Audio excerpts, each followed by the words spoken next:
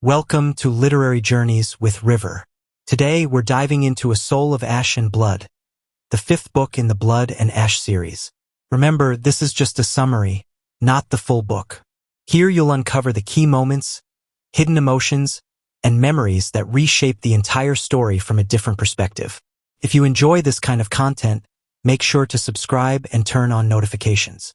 Also, leave a comment telling us where you're listening from, because that really helps the channel grow and reach more people. Let's begin. Chapter 1. The Awakening of the Gods Beneath Wayfair. As Cass and Poppy traverse the underground passages of Wayfair Castle, they take down a vampire trying to flee. Poppy shows signs of exhaustion after the battle with the Blood Queen, though she maintains her strength. Cass, deeply worried, senses a persistent unease in her, especially due to the unusual coldness of her skin. Nektiz, the powerful Draken, joins them along with Kieran and Delano as they explore in search of Poppy's father. A tremor shakes the crypt and it is revealed that the gods are beginning to awaken, specifically Penelope, who sleeps beneath the Athenaeum. After a tense journey, they find Ayers, Poppy's father, trapped in a cage.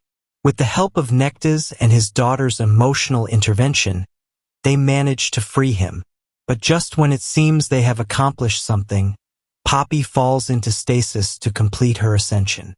Cass, devastated, carries her to rest, aware that her awakening might not return her to the same woman he loves. Chapter 2. Shadows over Macedonia. Cass, infiltrated as Hawk Flynn, patrols the rampart of Macedonia under the false identity of a common guard. He observes the misery of the lower district and recalls the abuses of the ascended. Accompanied by Pence, a young guard, Cass reflects on the cruel reality of Solis and how citizens live blind to the lies of the Blood Crown.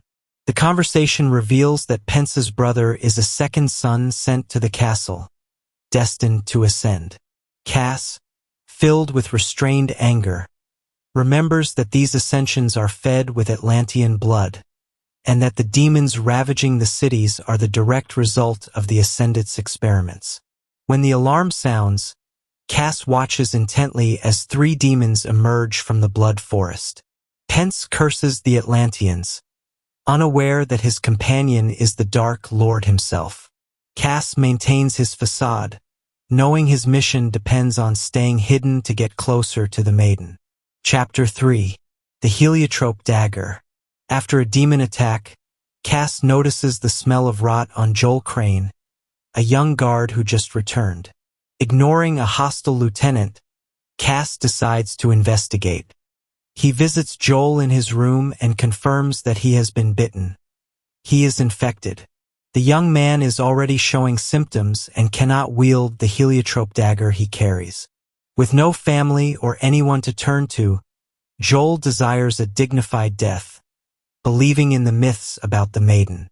Cass refuses to allow him to become a monster. He guides him with gentle words, getting him to focus on his dream, riding with wings. When Joel relaxes into his vision, Cass breaks his neck quickly and painlessly. The act is cold but merciful. As Joel's body collapses, Cass reflects on the cruelty of the Blood Crown and the false mercy they offer, reaffirming his hatred for the system that allows this kind of suffering. Chapter 4. The Maiden's Cage. Cass trains at Tyrman Castle, hoping to observe the maiden, the key figure in his mission. Although he has barely seen her, he feels a growing fascination with her mystery. Rumors say she is kind, pious, and chosen by the gods, though he suspects she has simply been indoctrinated. At night, after training, Cass goes up to the second floor of the barracks to verify his suspicion about Joel. He knows he will not be able to sleep, tormented by the memory of his captured brother. Although everything indicates that he should let the infected die and facilitate his plan, Cass cannot ignore the fact that many guards are victims of deception, not allies of evil. The moral dilemma deepens as he walks toward Joel, already dead with his dreams extinguished. Cass decides to intervene one last time and continue advancing in his goal, to get closer to the maiden and dismantle from within the system that has turned faith into slavery. Chapter 5. Victor's Omen and the Maiden's Watch. Hawke trains in the courtyard of Tyrman Castle while observing, from a small dark room, the mysterious maiden. She always appears 2 hours after dawn, her veil secured with tiny golden chains, and although she believes no one sees her, Hawke never looks away. His fascination with her grows each day, fueled by her proximity and the silence of his world, surrounded by constant vigilance. In the middle of training, Victor Wardwell confronts him, warning that distractions can cost him his life. The tension between them is evident, and Hawke perceives the veteran guard's contempt, as he is not impressed by his reputation. His words, more than a criticism, sound like a warning. When training concludes, Hawke cannot ignore the weight of what he has heard. The memory of his brother and the loneliness pursue him, and Victor's phrase sticks like an inevitable shadow, an omen of what is to come. Chapter 6. The Wounds of Betrayal and Forgiveness. Sitting beside Poppy's bed, Hawke relives the past as he meticulously cleans the dirt and blood from her unconscious body. He speaks softly, remembering Victor and how, even before he was her guard, he already suspected his true intentions. Although Poppy remains asleep, he opens up, confessing that his obsession with vengeance blinded him during the wastelands, causing her suffering. His thoughts take him back to the moment he eliminated Victor's trusted men, acknowledging that, had he been there that night, he too would have died. He admits that he did not really know Poppy, that he judged her as a submissive figure when in reality she was quite the opposite. As he cleans the marriage mark on his hand, he fears that Poppy will forget what they built together. Regret consumes him. However, he promises to keep fighting because he is about to discover who she really is, and who he is. Chapter 7. The Conspiracy to Infiltrate the Maiden's Guard. Hawke meets with Griffith Jansen to plan his infiltration as the Maiden's personal guard. The conversation reveals that to achieve this, they will need to eliminate one of her current protectors, a necessary sacrifice to get closer to Penelope. Although Jansen laments the loss of good men, he accepts the risk to advance the cause. The Maiden, favored of the Queen, represents the only means to negotiate with the Crown without declaring war. Meanwhile, Jericho, an unpredictable Wolven, receives orders to carry out the assassination, and Kieran and Hawke discuss the symbolism of Poppy's birth wrapped in the veil, a sign of divine blessing. They suspect that something deeper connects the Maiden with the Ascensions, though no one can decipher it. The strategy is refined. Earning Poppy's trust will be vital for their escape plan.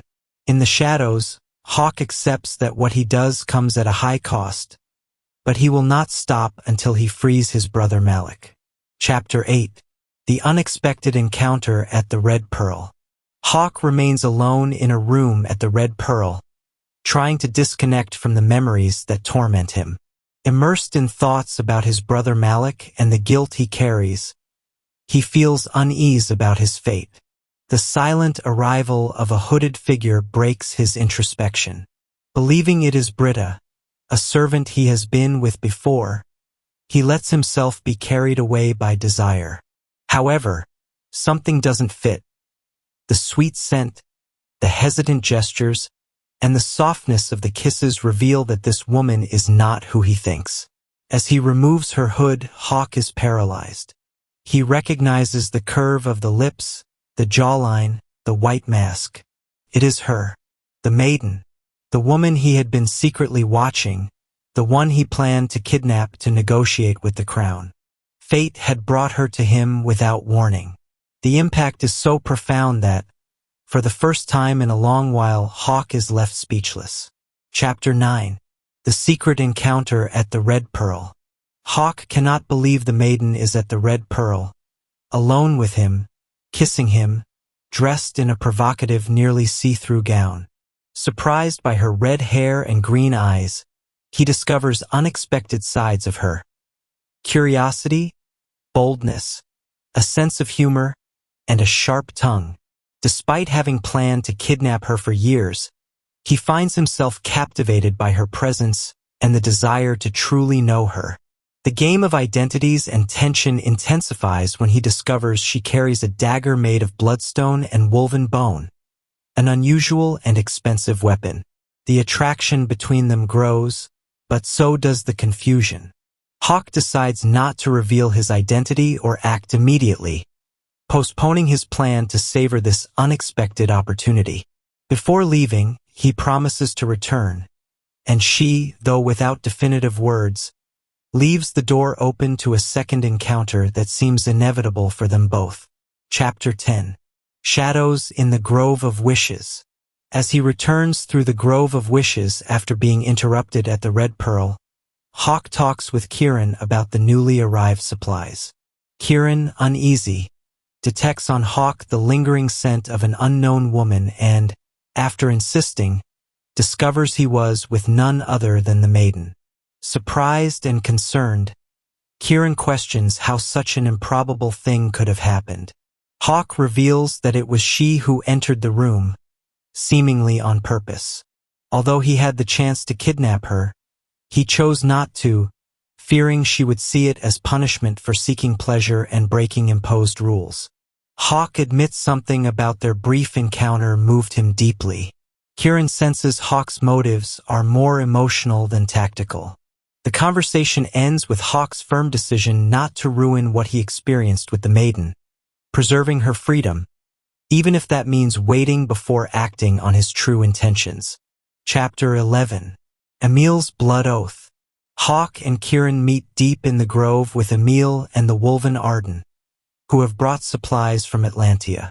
Emil, loyal and sarcastic, offers himself as nourishment, knowing Hawk needs renewed strength. While feeding, Hawk accesses Emil's memories and perceives thoughts toward Von Etta, Kieran's sister, which amuses him. The conversation turns serious as they discuss the growing interest of the King and Queen of Evamen in Hawk's mission, complicated by the influence of advisor Alistair. Fearing Alistair might discover their plans, Hawk assigns Emil the task of watching him.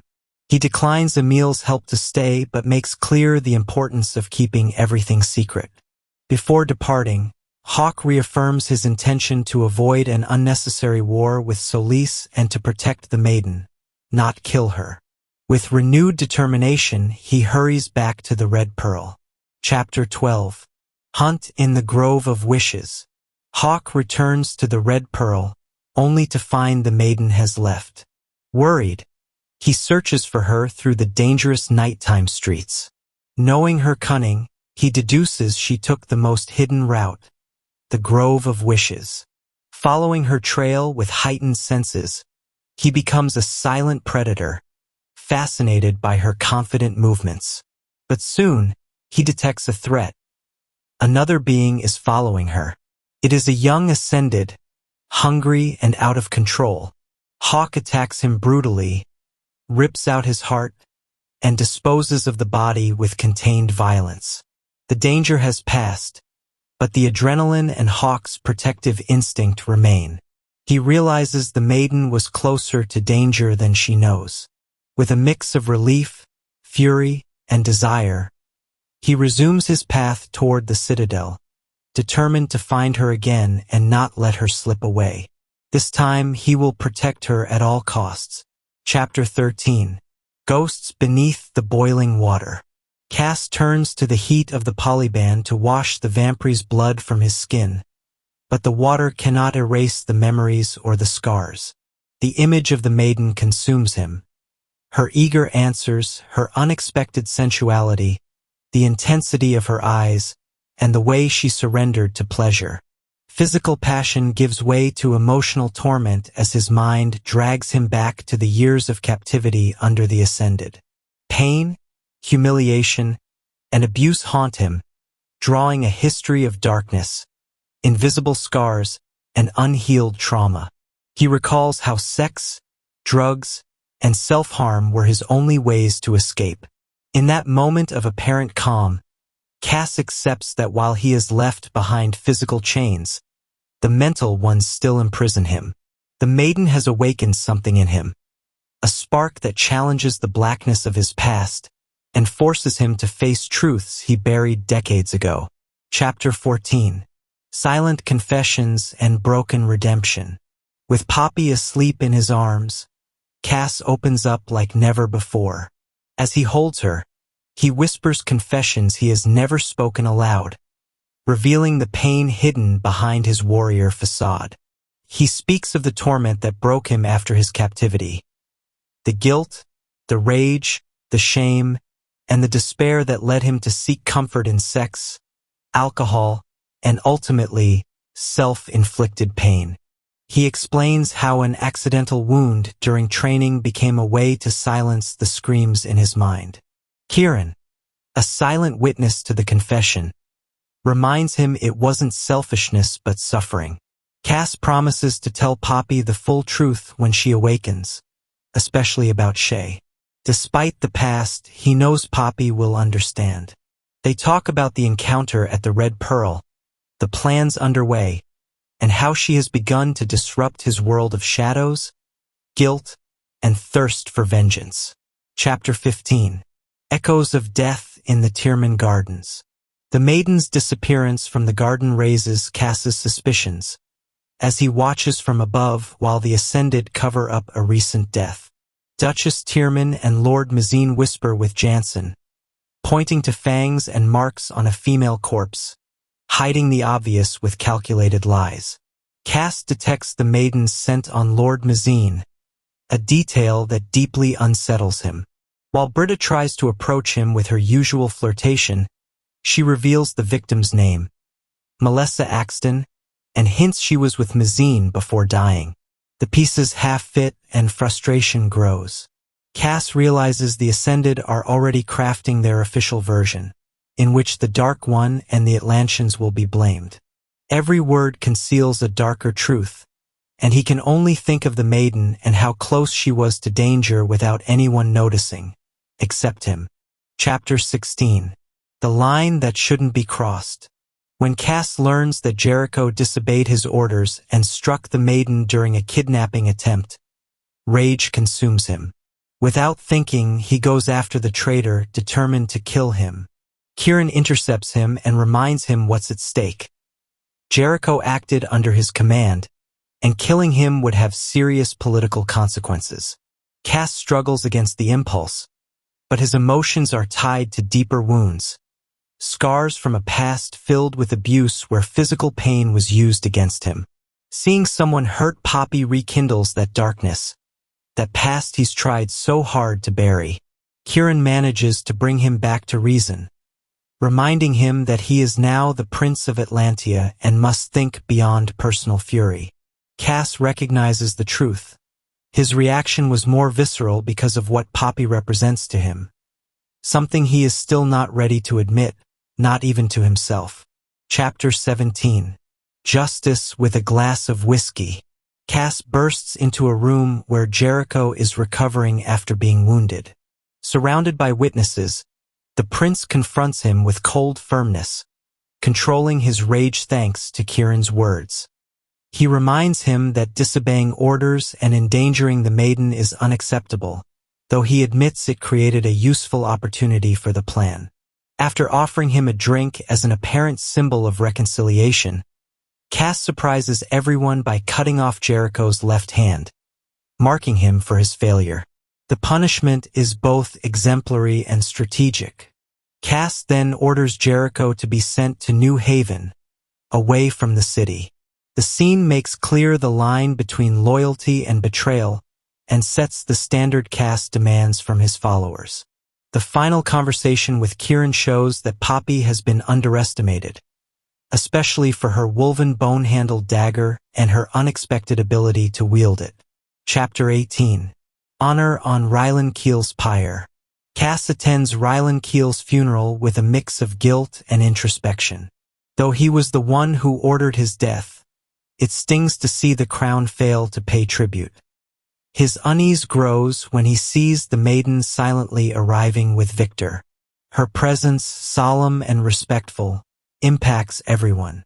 Cass notices that Poppy remains in the background, avoiding attention, honoring Rylan with humility. When Victor hesitates between following tradition or protecting her, Cass offers to guard the maiden himself. His words, "With my sword and my life," mark a new commitment. Alone with her, he sees the physical damage on her face and vows it will never happen again. The serenity with which Poppy witnesses the cremation reveals her strength. Cass realizes with absolute clarity that they have all underestimated who the maiden truly is, and the genuine respect she has begun to awaken in him. Chapter 19. The Horror Beneath the White Blanket. Cass and Kieran investigate an unusual case reported by Lev Baron, whose scent of death leads them to an apartment where they find a murdered man, a dead woman, and a baby transformed into a demon. The child, less than a year old, had been drained by a vampire and left to turn. The creature, still wrapped in a stained blanket, whimpers and stretches out tiny claws, revealing red eyes and deformed fangs. It's a scene beyond anything Cass has ever witnessed. The moment exposes the Ascendant's boundless brutality, capable of turning even an infant. Kieran and Lev react with horror and helplessness. Cass, filled with rage and duty, knows this cannot continue. He draws his bloodstone dagger and does what must be done. In silence, he promises to keep acting against such atrocities, no matter the cost, even as the darkness he faces grows ever deeper.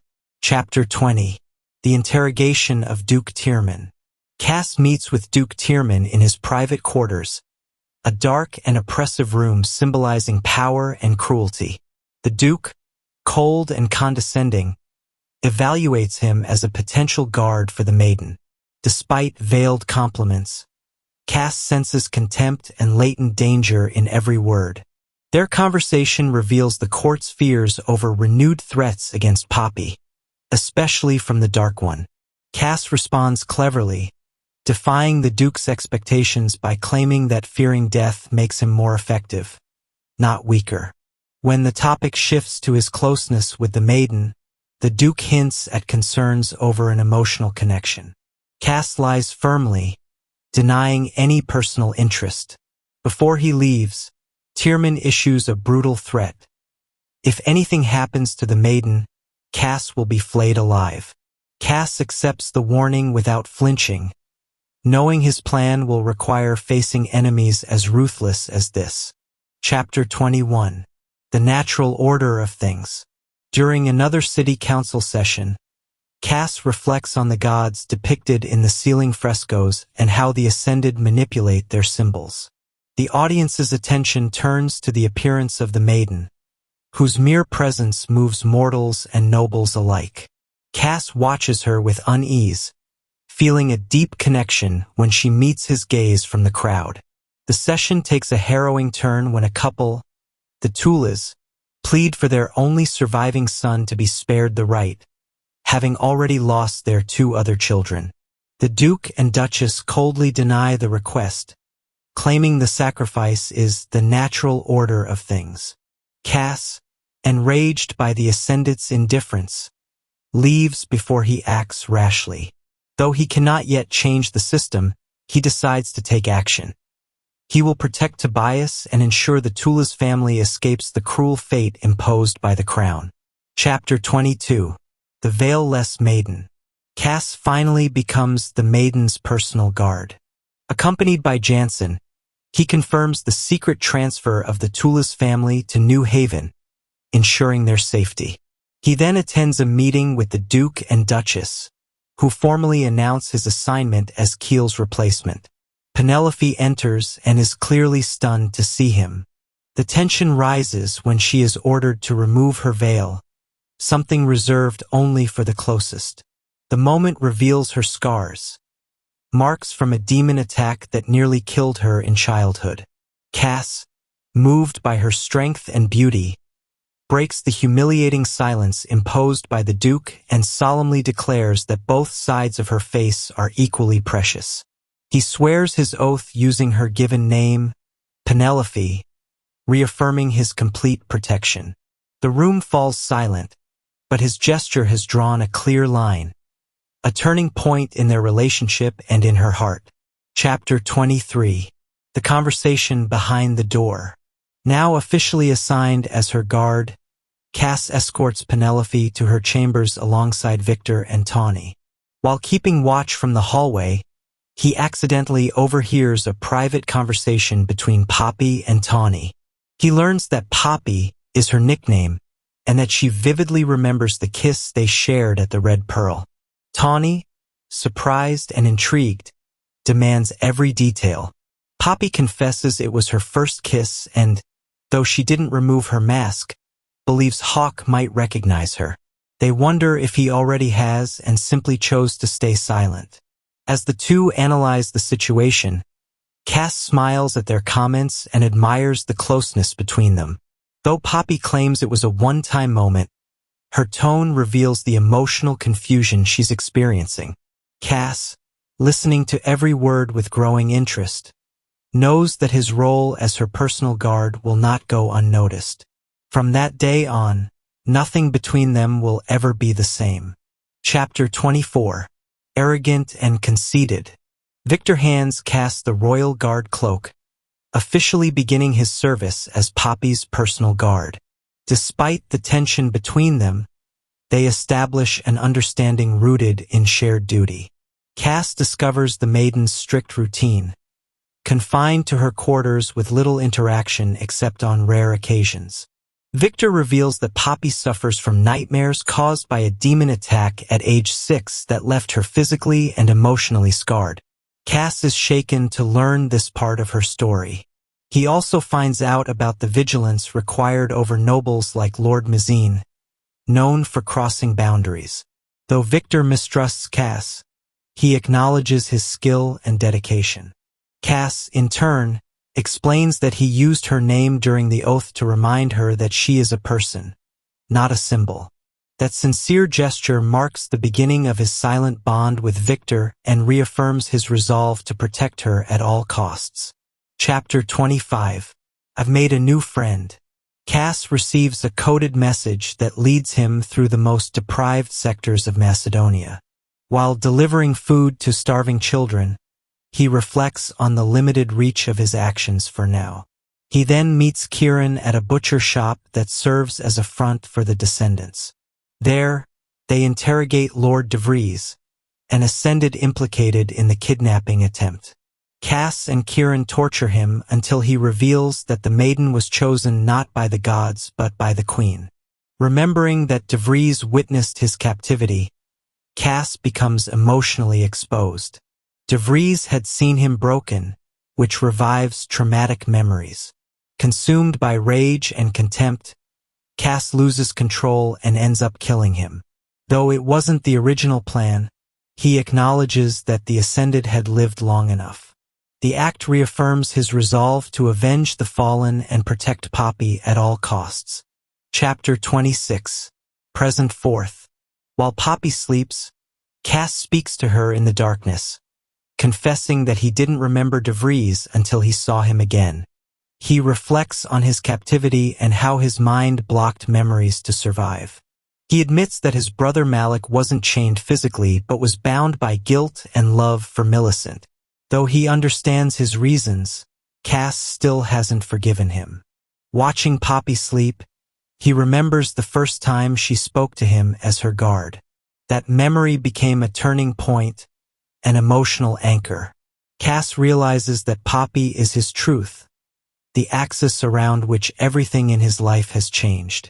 Despite what he's done and what he will still do, he knows his love for her is non-negotiable. He understands he no longer lives just for vengeance, but for her, for a different future than he once believed possible. Chapter 27. The Maiden Speaks. Poppy spends the afternoon with Tawny, Loren, and Defina, while Cass watches from his guard position. The girls talk about the Dark One, unaware he is listening. The atmosphere becomes uncomfortable when Loren suggests that a rebellion might be exciting. Then, breaking all protocol, Poppy speaks publicly and sternly corrects her, reminding her of the real suffering such uprisings entail. The impact of her intervention is clear. It breaks her official silence. Cass is then called to escort her to the Duke. Along the way, she asks if he has recognized her. He plays with ambiguity but makes it clear that he has. The tension between them grows, yet so does an unspoken connection. Poppy enters the Duke's chambers alone, and Cass is left with a feeling of unease. Something tells him this meeting won't be innocent, though he can't confirm it yet. Chapter 28. A kind of twisted irony. After taking her to the Duke, Cass doesn't see Poppy again. Victor shifts the guard rotations, and all signs point to her not being well. Cass suspects something happened during that meeting. Later, hearing her crying in her sleep, he enters her room.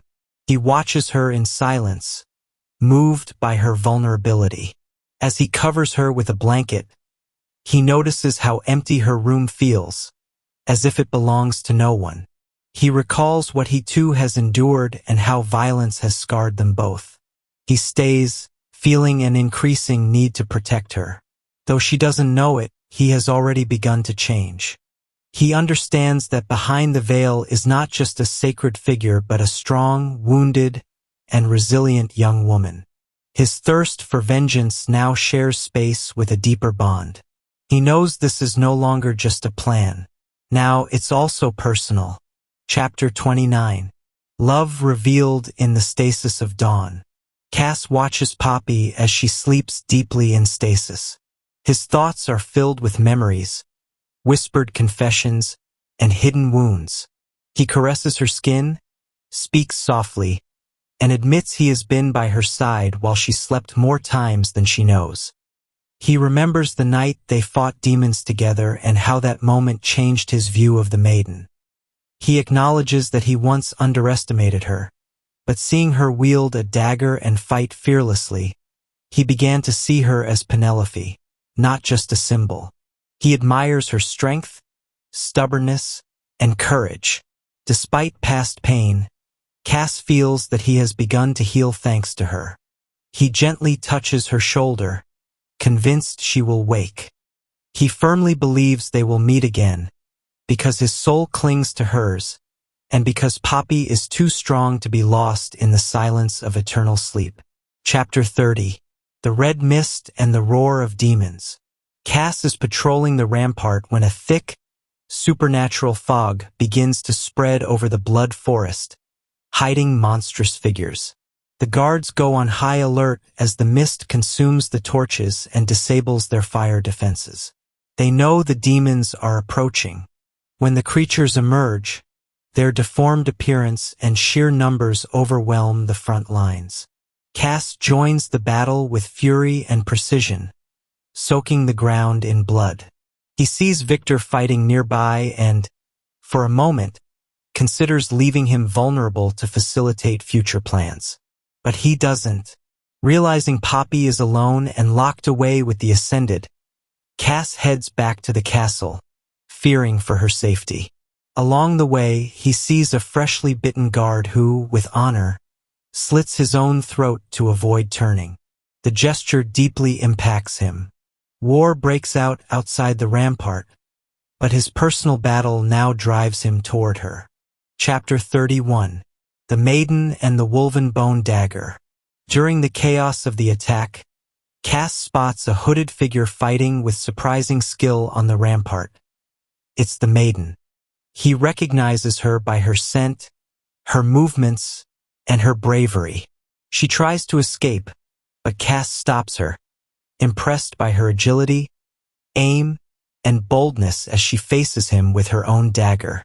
Their confrontation becomes a dance of attraction, anger, and mutual recognition. The Maiden manages to wound him with a blade of bloodstone and woven bone, sparking in him a mix of fury and desire. Cass finally reveals that he always knew she was the same girl from the Red Pearl.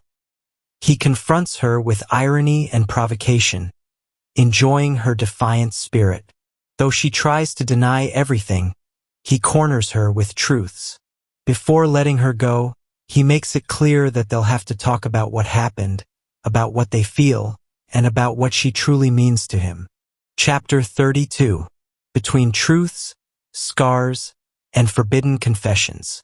Cass enters Penelope's chambers uninvited to demand answers. Tawny leaves, surprised by the tension between them. Alone, Cass confronts her with sarcasm and tenderness, mixing reproaches with unexpected compliments. He sees her without her veil and is mesmerized.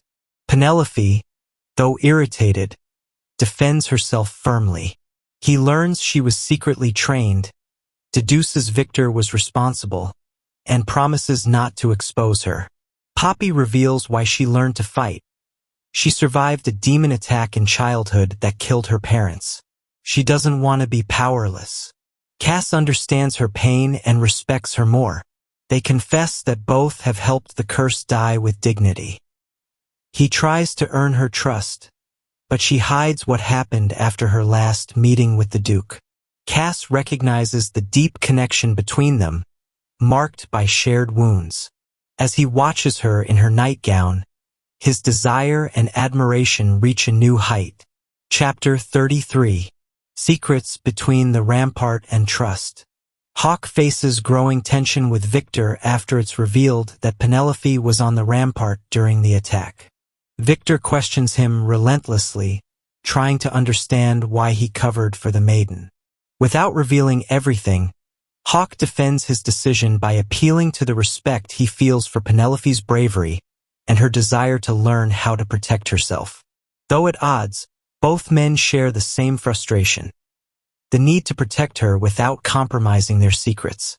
In the midst of their conversation, Hawk acknowledges the secret training Penelope received from Victor and admits he needs his trust to fulfill his role. However, his thoughts reveal a deeper emotional conflict. He no longer sees her as the maiden and is starting to feel something more. Victor, wary, warns him of the danger of forgetting who she is. Hawk, for his part, understands that what he wants and needs is to earn her trust at all costs. Chapter 34. Lev's Uprising During the Public Assembly. During the public assembly after the attack on the rampart, Hawk watches as the Duke and Duchess manipulate the crowd with lies, crediting the gods for the defense instead of the fallen guards. As tension rises, Penelope notices suspicious movement in the crowd and points out Lev Baron, a blonde, angry man pushing through. Hawk had already noticed him and confirms he's not alone. Shouting lies! Lev throws a demon's hand onto the balcony, triggering chaos. Victor and Hawk shield Penelope, and while Lev is violently subdued, he cries the rebel slogan, "From blood and ash, we will rise." The scene stirs Hawk, who sees Penelope trembling but steady, admiring her resolve. Despite the Ascendant's lies, he senses something is stirring. Lev's words echo with power. Hawk knows those ideas won't die, and that they will rise again. For him, for all. Chapter 35. Between Veils, Suspicions, and Hidden Truths. While reflecting on the demon's hand and Lev's accusations, Hawk, Penelope, and Tawny discuss the fate of the third and fourth sons, revealing doubts about their true whereabouts. Penelope voices her frustration with unproven claims, though deep down she can't ignore her suspicions. Later, alone with her, Hawk escorts her to her room, sensing her emotional fatigue. He asks her about the veil, and she admits she wears it out of lack of options, wishing she had control. Hawk offers her that freedom, reminding her she now has a choice. Despite their growing bond, she remains guarded. He leaves with a racing heart, knowing his impulse to protect her goes beyond strategy. It's no longer just about earning her trust. He wants her free, without masks, without fear. Even if his plans remain, Nothing inside him is the same since he met her. Chapter 36. Punishment, Truth, and a Touch of Comfort. During a lesson with Priestess Analia, Penelope is cruelly reprimanded for questioning the god's blessing. Hawk, irritated by the abuse, steps in when Analia tries to strike her. His rage is palpable, but the priestess yields to his veiled threat. After leaving the room, Penelope scolds him, fearing reprisals. In their conversation, Hawk deduces she's been hit before, possibly by the Duke, though she evades the question. His barely restrained anger reveals his growing desire to protect her beyond duty. Later, as they walk, she admits she once found peace in the garden, but no longer does. They speak about the rite, the ascension, and the idea of escape. Hawk cannot hide his worry or his emotional connection. Finally, she speaks of her brother Ian, and he reveals he lost his own. With a simple gesture, Penelope takes his hand. For the first time, Hawk feels at peace. Chapter 37. Who I Was Becoming. Hawk wakes after a deep, nightmare-free sleep, something rare for him, feeling at peace. But that calm is interrupted when Britta barges into his room uninvited and finds him vulnerable, desire visible in his body. Though her closeness and touches might have led to physical pleasure, Hawk stops and rejects her. Despite the superficial attraction, he realizes his arousal doesn't come from Britta, but from thoughts of Penelope. Surprised by his decision to abstain, Hawk reflects in the mirror, questioning why he passed up such an easy, uncomplicated opportunity. He doesn't recognize the man staring back. A man who prefers restrained tension with Penelope over immediate gratification. He begins to realize his interest in her is no longer strategy. It's become something much more complex. Chapter 38. Sleeping Memories and Shared Vigils. While Poppy remains unconscious, Cass shares past memories at her side, confiding in Kieran. They talk about the day Britta surprised him in his bedroom, recognizing that the real reason he rejected her was his growing desire for Penelope. Kieran teases him, suggesting Poppy might be angry to hear that. Still, they agree that the deep emotional connection had begun long before she even knew. Cass admits that Penelope's simple gesture of taking his hand brought him a rare, genuine peace. The scene intertwines with present updates. The city remains under control thanks to the descendants, and some ascended have been detained. Despite the progress, the lack of news about Malik troubles Cass. Past and present merge in his mind, preparing him for what's to come. The Rite, Willa's journal, and Poppy's awakening. Chapter 39. Daggers, Chains, and a Desire Impossible to Hide. Hawk visits Penelope's quarters under the pretense of a routine inspection, though in truth, he seeks her closeness. They speak with growing ease, and he notices small changes. She now leaves the door slightly open, a gesture she once avoided. Penelope admits she chose to live in that deteriorated wing by preference, showing her desire for control and autonomy. As Hawk pretends to adjust the chains of her veil, he lingers on physical contact, savoring every second. She responds with shallow breaths and subtle signs of restrained desire. The tension between them rises, yet neither crosses the line. They talk about Lev, the danger he poses, and Penelope's ability to sense threats, surprising Hawk. Their physical closeness becomes so intense that he's startled to realize she approached him without his noticing. Despite the attraction, Hawk holds back. He knows it would be easy to seduce her, but also that doing so would change everything irreversibly. Chapter 40. Promises of Vengeance and Plans Still in Motion. Cass attends a secret meeting with Kieran at the Red Pearl, where he finds him in the middle of a tryst.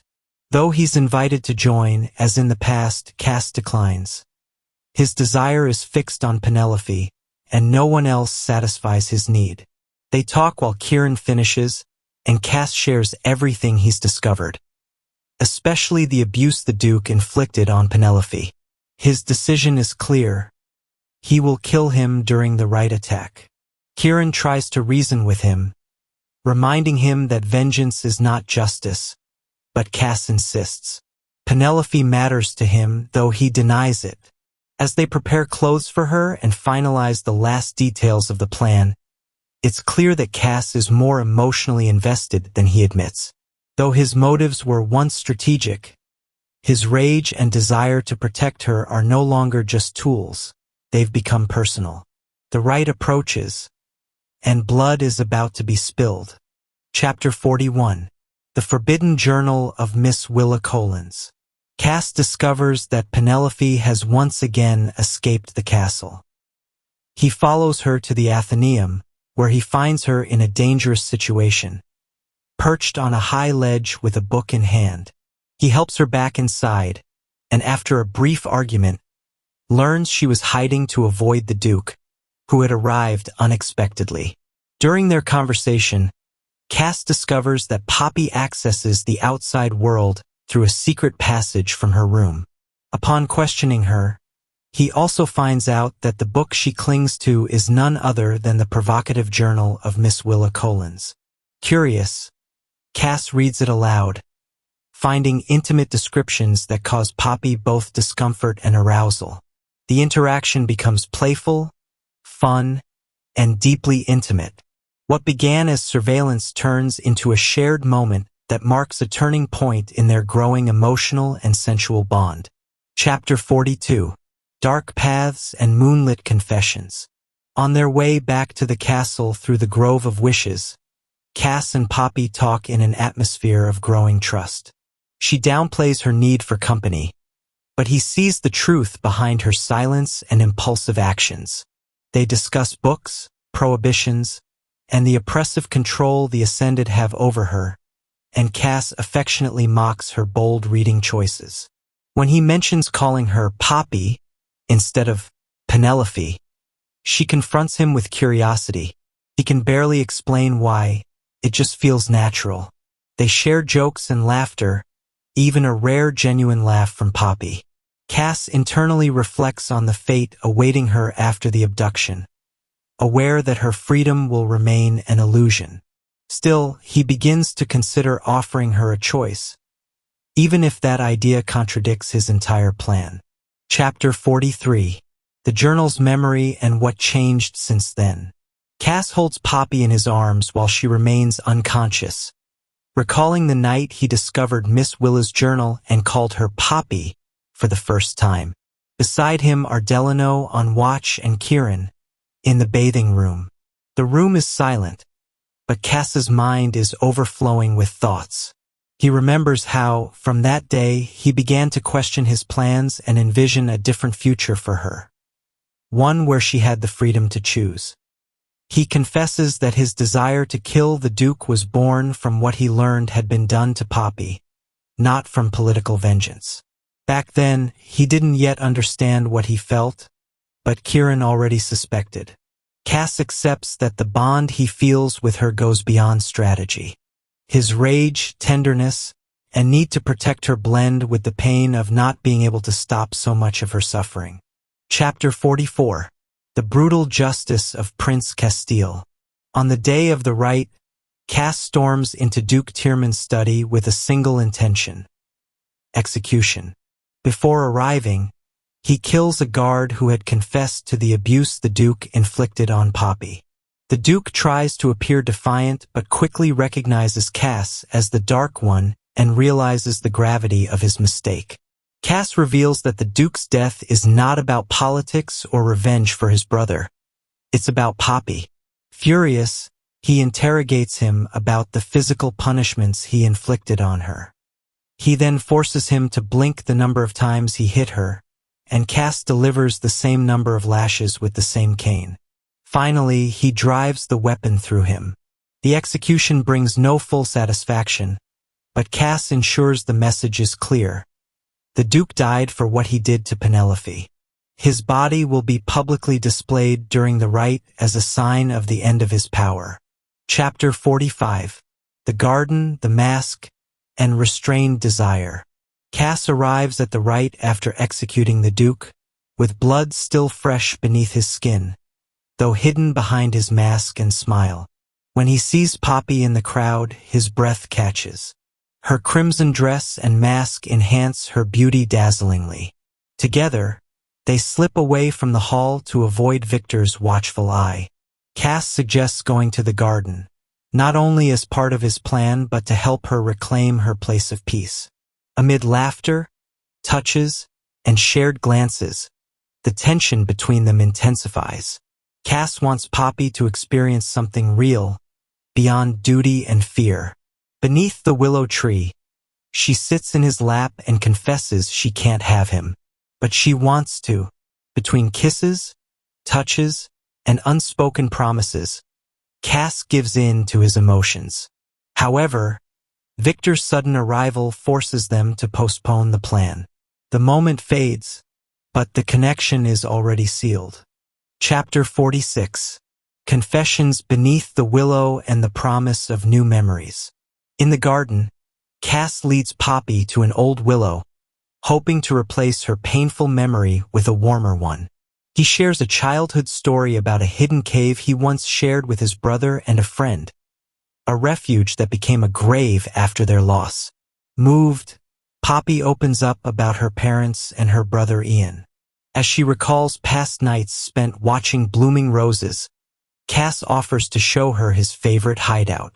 Inside the willow, intimacy blooms. Poppy sits on him, and tension builds as their bodies draw closer. Their conversation becomes playful and sensual, but also deep. Cass confesses he wants her not out of duty, but because she fascinates him. Despite the rules, Poppy gives in to the moment. The kiss they share consumes them. Cass wrestles with his desire, knowing everything will soon change. But for a brief moment, they are the only two who exist, and nothing else matters. Chapter 47. Twin Hearts, Past Secrets, and Shared Guilt. In the present, Cass remembers the night beneath the willow with longing and affection as Poppy sleeps deeply beside him. Kieran, seated nearby, mentions how he already suspected Cass's feelings back at the Red Pearl. The bond between Cass and Poppy was immediate beyond logic. They were twin hearts, a rare and powerful connection both recognized without understanding. They talk about what that night set in motion. The chaos, the innocent deaths, and how some descendants went too far during the attack. Cass admits that while he didn't intend a massacre, he is responsible for what happened. He reflects on the difficulty of fighting for a just cause without getting lost in darkness. Kieran listens in silence, understanding the weight Cass carries. Though there were victories, the losses are deep. Cass knows that on that night even he crossed a line from which he could never return. Chapter 48. Blood at the Rite and Poppy's unstoppable fury. The Rite descends into hell. Cass moves through the chaos, surrounded by corpses. What was meant to be a symbolic act has turned into a massacre. As he searches for Poppy, he sees descendants out of control, killing indiscriminately. Upon finding Victor gravely wounded, he realizes the plan has failed. She has lost everything. Poppy, shattered by grief, holds Victor as he dies, asking her forgiveness. Cass tries to comfort her, but her world crumbles. Lord Mazine arrives with cruelty, and Poppy, in an act of rage and desperation, attacks. She mutilates him with Victor's sword and beheads him, avenging her humiliation. Out of control, she keeps stabbing the corpse until Cass restrains her. Even as she screams, he holds her, and when he sees he cannot calm her, he puts her to sleep with pressure to her neck. He lifts her into his arms, filled with guilt, fury, and a growing certainty. The damage was already done. Chapter 49. Hawk's Guilt and Poppy's Silent Grief. Hawk keeps watch over Poppy in her room, tormented by guilt after the events of the rite. Poppy sleeps with the help of sedatives, occasionally waking to drink water or sip soup, as Tawny informs him. Hawk feels he has failed. Not only did he cause a massacre, but he was also unable to protect her from pain. He reflects on how he underestimated Poppy, how she has changed him, and how much he wishes to offer her a free life. Watching her sleep, he recalls how she comforts him even in dreams, clinging to his voice. He finds Miss Willa's journal beneath her pillow, a sign that Poppy still holds on to what makes her feel alive. The Duchess's arrival, with cold and ambiguous words, confirms that the Crown already plans to take the maiden to the capital. Hawk receives the news knowing he has achieved his goal, but now he's no longer sure he wants to see it through. Chapter 50. Poppy's Fury and the Edge of Vengeance. Poppy escapes in the dead of night toward the Grove of Wishes, seeking Agnes to demand answers or vengeance. Hawk follows her and stops her by pinning her cloak with a dagger. Their reunion is tense and charged with suppressed emotions. Still hoarse and hurting, she confronts her helplessness and the pain of Victor's death. Furious and concerned, he reminds her life is in danger and that she can't act recklessly. Poppy reveals that Agnes had warned her about the Dark One before the rite, but it was too late. Her voice breaks as she declares it wasn't enough. Despite her anger, Hawk acknowledges the intensity of her emotions and takes her hand, offering support and resolve. Though Poppy insists she wouldn't have regretted her planned actions, he knows her thirst for justice comes from pain. They walk together, wounded but closer than before. Chapter 51. Cass's Dilemma and the Truth He Can't Tell. Cass secretly meets with Kieran at the Red Pearl, where they discuss the chaos that followed the rite and the situation with Poppy. Kieran, now promoted to Hunter, confirms he's been authorized to escort the maiden to the capital. Cass admits he's delayed their departure due to Poppy's emotional state. She killed Mazine after Victor's death. Though both acknowledge they now have an advantage to carry out their plan, Cass is hesitant. He speaks admiringly of Poppy, her bravery, her defiance of the ascended system, and her hidden desire for freedom. He knows she doesn't deserve the fate imposed on her and wants to offer her a different life. Kieran questions him, sensing his contradictions, but Cass lies, claiming nothing has changed. In truth, Poppy has transformed him. He no longer wants to use her as a political pawn. He wants to save her, even if it means risking everything he's fought for. Chapter 52. A Truce in the Storm and Hope for a Future. Cass visits Poppy and finds her sitting by the window, quieter than ever. Though she greets him with hostility, he sees it as a sign of progress. At least she's speaking. He sincerely apologizes for not being able to save Victor, and Poppy, in an unexpected gesture, embraces him tightly. They comfort each other, sharing a moment of deep emotional connection. Cass reassures her that whatever she feels, anger, emptiness, or relief, is valid. He observes every detail of her, realizing just how much he cares. When he informs her that the Duchess wants to see her, Poppy assumes it's punishment for killing Mazine. Cass denies it and says that if it were true, he'd never take her there. He confesses that he'd take her far away if he could. This declaration, born of a genuine desire to protect her, leaves a significant pause between them. Then, Cass reveals news has arrived from the capital. Poppy's fate is about to change. Chapter 53. Whispers and Scars of the Past. Cass recalls the days following the rite, when Poppy slept deeply and he kept watch over her. He reflects on trauma, the lingering pain, and how emotional wounds leave invisible scars. Through his thoughts, he shares with Poppy, even as she sleeps, what he has learned about facing memories and responding to them. He speaks of guilt, mourning, and the sorrow they both carry. He also reflects on Isbeth and the consequences of her decision to give up her daughter, Poppy, to return power to Collis. Cass wonders if he himself would be capable of the same, and how love can lead to both sacrifice and destruction.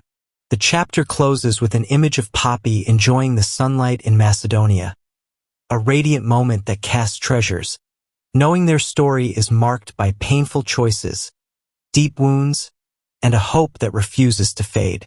Chapter 54. Poppy's departure and the weight of goodbye.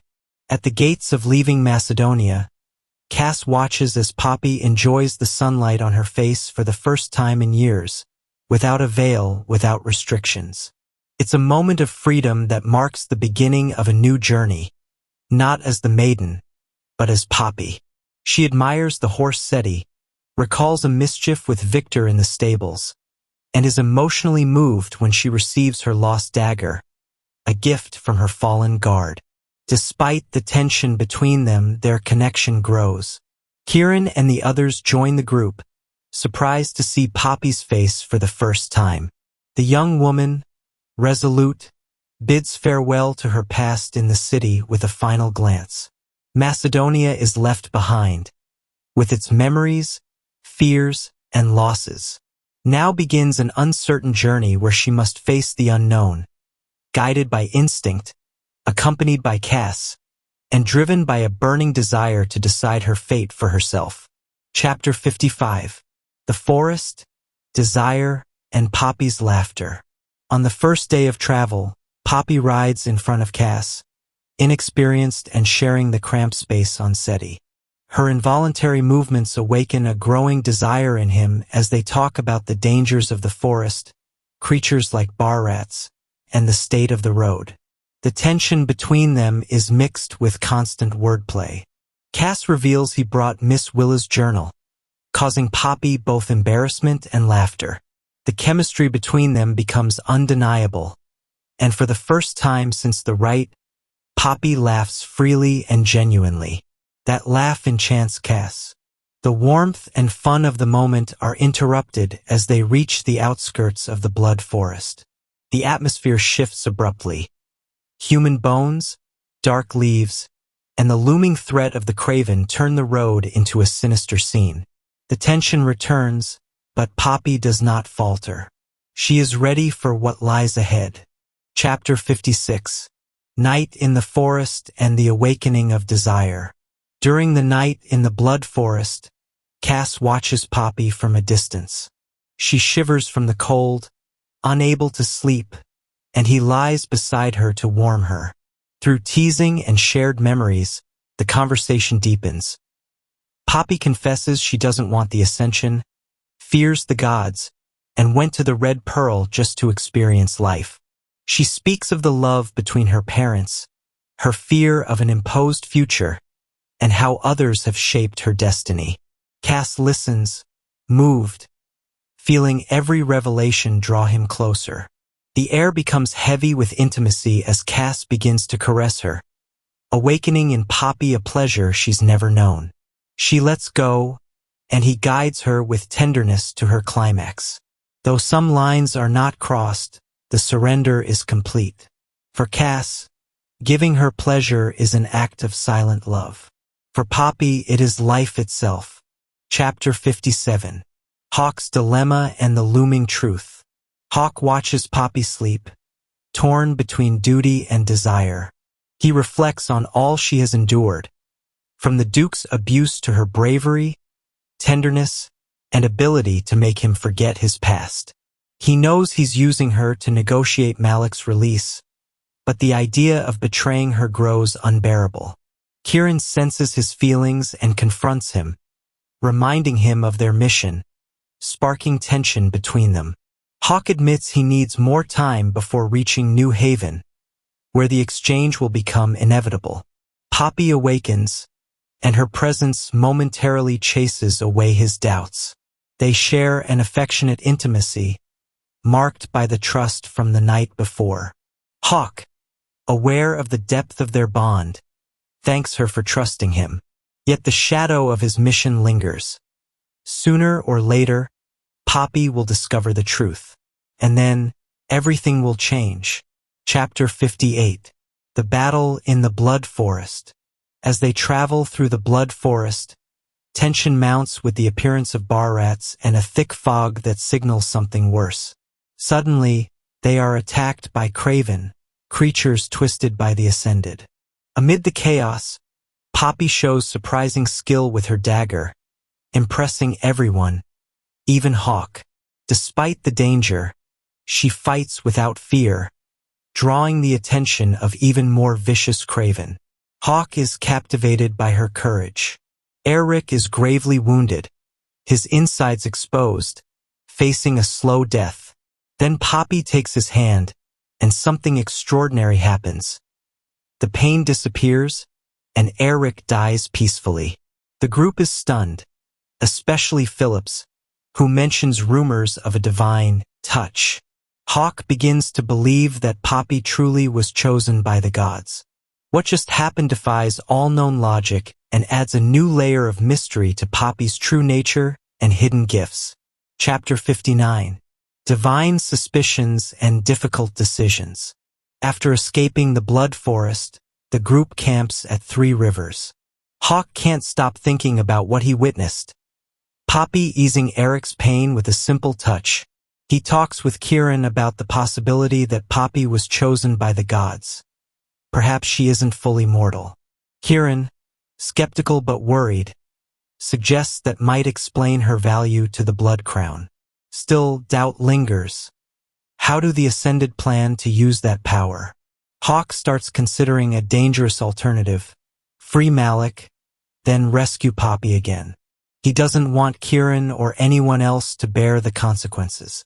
Later, Kieran confronts him about his feelings, pointing out that Hawk has already earned Poppy's trust, and that hurting her now would be unforgivable. Hawk promises she'll leave just as she arrived, but his gaze toward Poppy betrays him. It won't be that easy. Not this time. Chapter 60. Choices and Desires Under Gray Skies. On the way to New Haven, Poppy, Hawk, and Kieran share a rare moment of calm. During their journey, they joke about Cheese as Poppy bombards Kieran with questions, curious about his life. He, slightly uncomfortable, answers while Hawk watches with a mix of fondness and worry. When they talk about the danger outside the rise, Kieran tells her there are also threats within the walls, a truth Poppy is beginning to understand. Then Kieran asks what she would do if she could choose.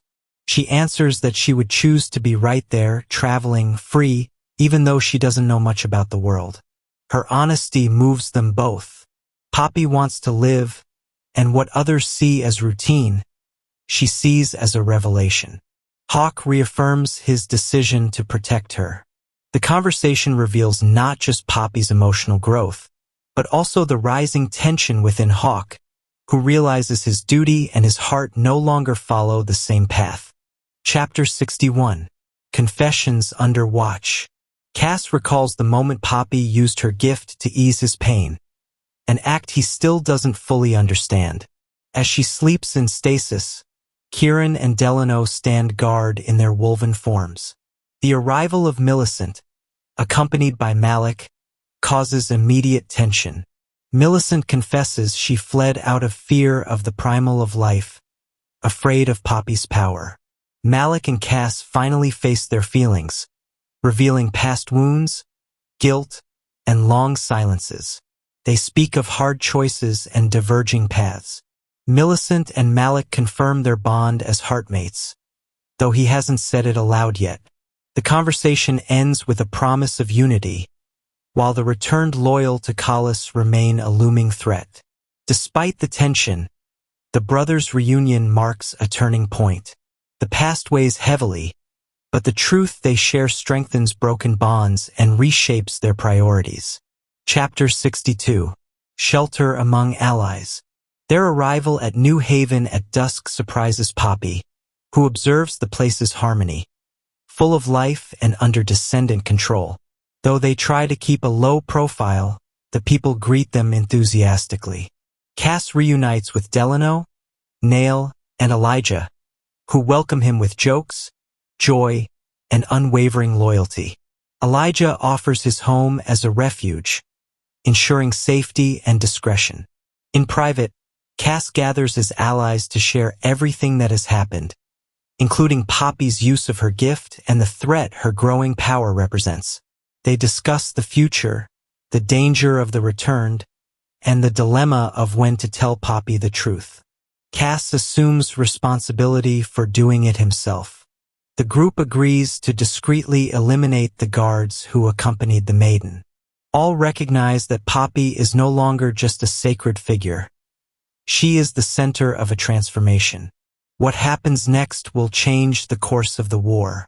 Chapter 63. Truths Revealed in the Quiet.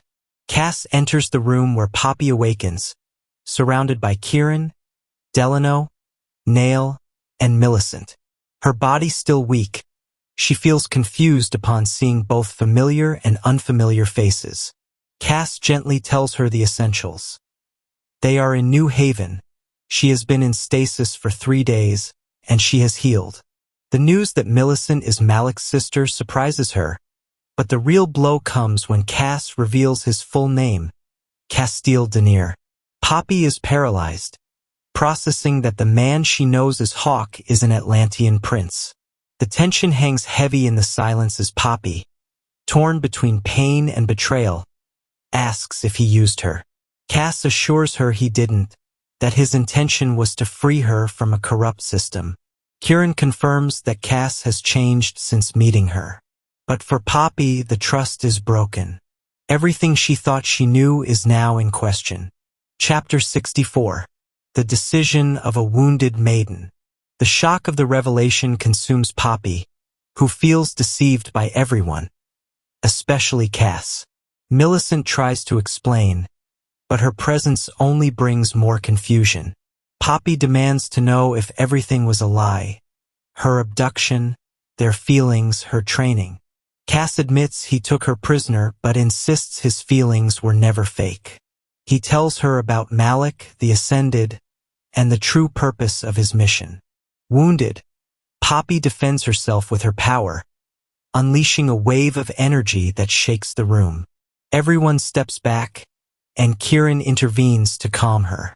Cass does not move, willing to face her fury. Poppy retreats, needing to be alone, struggling with the chaos of emotions overwhelming her. Everything she has experienced since leaving the castle has been a chain of distorted truths. Now she must decide who she wants to be, without the maiden's veil, and what path to take with the truth finally laid bare.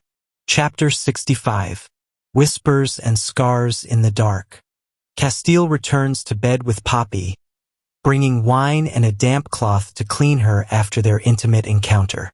As he tends to her gently, they share gestures of affection and words heavy with desire.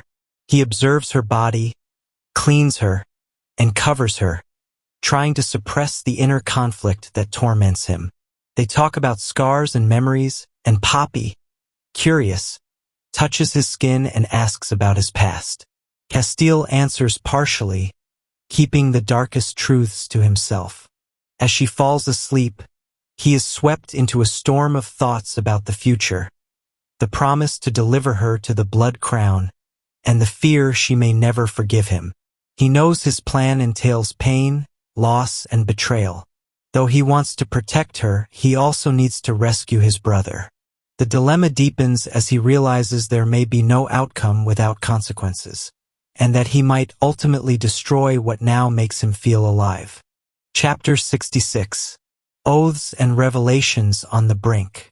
Casteel wakes next to Poppy and covers her before responding to Elijah's urgent call. Magda hands him the maiden's clothes, and Elijah informs him they've received news from Atlantia. Orion, a messenger from Alistair, delivers a coded letter confirming the king knows where Casteel is and is on his way. Upon discovering that Orion secretly read the message and suggested sending Poppy's head as a statement, Casteel executes him brutally. Tension rises when they learn some guards are trying to flee with Poppy, who witnesses Kieran's transformation into his woven form. This shatters the trust she had in Casteel. He realizes there's no going back. What they shared is broken. Still, he suppresses his emotions, gives cold orders, and prepares for the inevitable, to become what she always feared, no matter the cost. Chapter 67. Cracks between chains and lost daggers. Poppy reacts with confusion, fury, and pain after discovering Hawke's betrayals. Their confrontation turns into a physical and emotional explosion. Though he tries to calm her, she attacks with a dagger and sword, causing injuries. Casteel holds the others back to keep their focus solely on him. Their clash escalates quickly, with struggles, blows, and words laced with resentment. Amid the attacks and provocations, Hawke senses Poppy's disillusionment and her determination to resist. Eventually, she names him for what he truly is, a monster. Her words cut deeper than any blow. Still, he blocks his emotions. When she no longer wants to fight, he knows he's crossed a point of no return. The bond they shared is broken. Despite wanting to comfort her, he knows he can no longer protect what they had. The damage is done, and it cannot be undone. Chapter 68. Open wounds under the light of truth. Casteel leaves Poppy in the dungeons, affected by what happened. Kieran confronts him about his choices, including his emotional bond with her. Alone, Casteel descends to where Poppy is chained. Despite her anger, she's injured, and he insists on healing her. As he tends to her, he reveals the true story of the Atlanteans, the vampires, and the origins of the Ascended. He explains that the so-called gods feed on mortals, that the craven are born of their thirst, and that the temples hide that truth. Poppy resists, skeptical, but is shaken by the details. He confesses he was a victim of the Ascended for decades. The tension between them remains, marked by resentment, desire, and pain. Finally, Casteel confirms his goal is to exchange her for Malik. Though she doubts everything, he insists. Not everything was a lie. Some things, even now, are still real. Chapter 69. Confessions among shadows and past scars. Casteel stays beside a sleeping, weakened Poppy, silently confessing everything he never dared say. He admits his mistakes, his selfishness, and his love for her long before he understood it. He shares details of his trip to Birkton, his meeting with Alistair, and the relief he felt at not finding his father, because it would have changed everything. He acknowledges he would have killed to protect her, even the king, without hesitation. He recalls the fear he felt upon learning of the attack and how he knew it in his gut before seeing any proof. As he relives the agony of returning, he speaks of Poppy's fierce defense, the assassination attempt, and how she saved Delano. In that blood-soaked, fearful room, he admits Kieran saw what he felt before he did. He knows nothing will be the same again, but he still loves her. In that moment, nothing else matters. Chapter 70. The Awakening of Truth and Shared Blood. The Wolven's call alarms Casteel, who races to Havenhold sensing something has happened to Poppy. Upon arrival, he finds her gravely wounded, having fought back during an attack.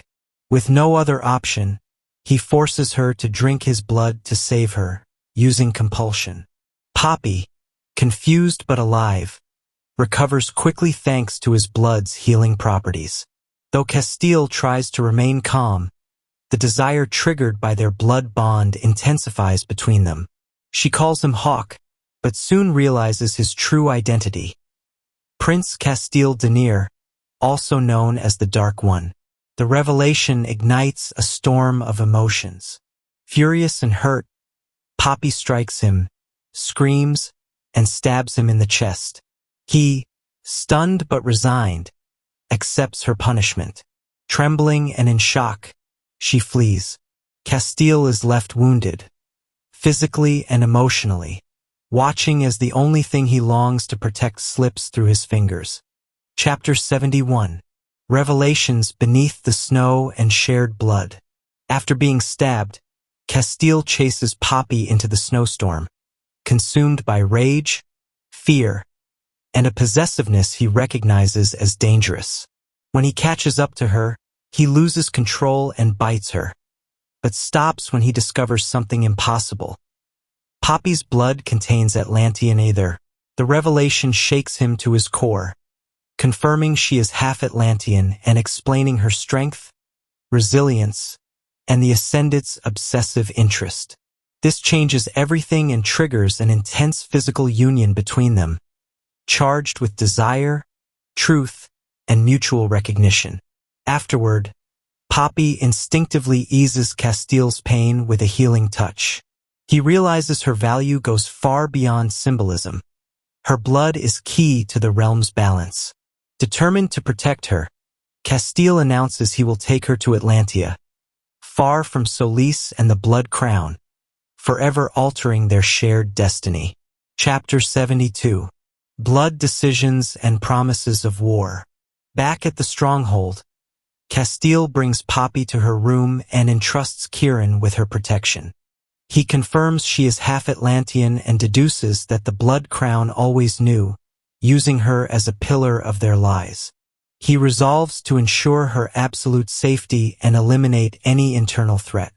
He gathers those responsible for the attack in the Great Hall and executes them without remorse, proving that betrayal will not be tolerated. Jericho receives a prolonged punishment instead of immediate death as a final warning. The violence serves a clear purpose: to consolidate power, loyalty, and fear. Casteel understands that Poppy is the key to dismantling the Ascendant's false narrative, and protecting her demands extreme choices. As blood stains the fortress, a greater plan is born, one of strategy, truth, and war. Everything changes that night because Poppy is no longer just the maiden. She is now a living threat to the crown and the kingdom's future. Chapter 73. Engagement as Strategy. After cleaning up, Casteel speaks with Kieran about Poppy, revealing his intention to marry her. He doesn't do it just out of affection, but to protect her and strengthen his position against the Ascended, knowing that uniting the Chosen with an Atlantean would undermine the enemy's lies. Kieran questions the plan. While he admits it's smart, he doubts Poppy will agree. Casteel promises he won't force her and that he'll be completely honest. Later, when he enters her room, he finds Poppy asleep. He watches her tenderly, recognizing that everything with her has always been different. When she wakes, their conversation is tense and laced with sarcasm. Poppy asserts her freedom, reminding him she is still a prisoner. He admits his guilt but makes it clear he won't let her harm herself out of pride. Though defiant, she agrees to have dinner with him. The emotional battle is just beginning. Chapter 74. The Truth About Poppy's Blood. During dinner, Poppy is affected upon seeing the brutal warning Casteel left for those who betrayed her. Though disturbed by the cruelty, she admits she feels no compassion for those who celebrated her suffering. Still, she believes dignity in death is a universal right. Impressed by her integrity, Casteel insists she eat so he can share his plans. He reveals they'll depart for Atlantia the next day and confesses she is not entirely mortal. Kieran and Delano support the theory. Poppy is half Atlantean, rare but possible. The doubts about her lineage and connection to her brother Ian shake Poppy, especially upon learning she may have been kept alive because of her blood. Finally, Casteel announces his intention to marry her, as only on Atlantean soil can the union be formalized. His declaration sparks something in Poppy, marking a crucial turning point. Chapter 75. The Awakening of the Primal One. Casteel watches over Poppy as she sleeps, whispering memories of their journey, from his initial desire to his sincere love. Just as he starts to drift off, a revenant bursts into the room with a dagger made from ancient bones. Despite his efforts to protect her, Casteel is severely wounded and immobilized. The threat looms as the attacker touches Poppy.